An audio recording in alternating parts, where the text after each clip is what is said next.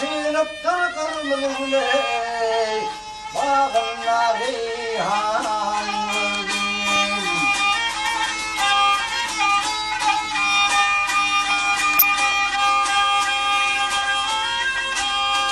Men kalıp mengen yerde,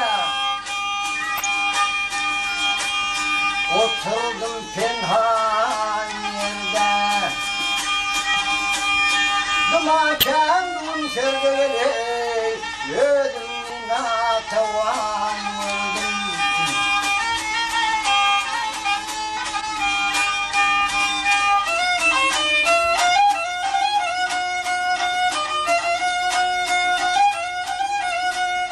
Ay geldim yalan cahana,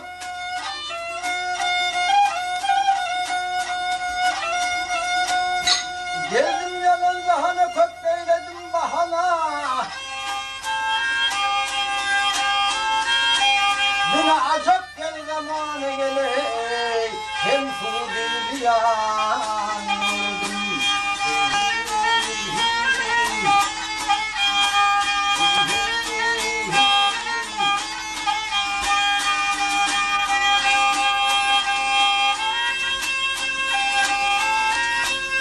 Men kalıp men gelde, ardım aydayla gelmerde. Oturdum gel penhan yerde, seninle adıman gördüm.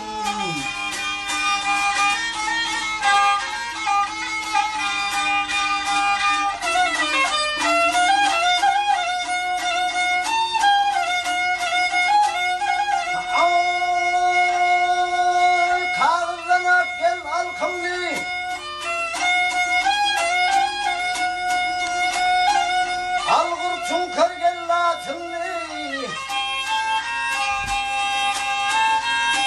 etel cana gel yokumlu moye, bir şahi kuban vurdum.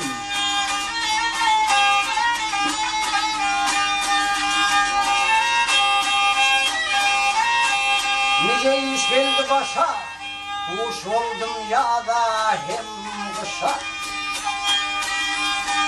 Öde kıştı nereden kuşa böyle,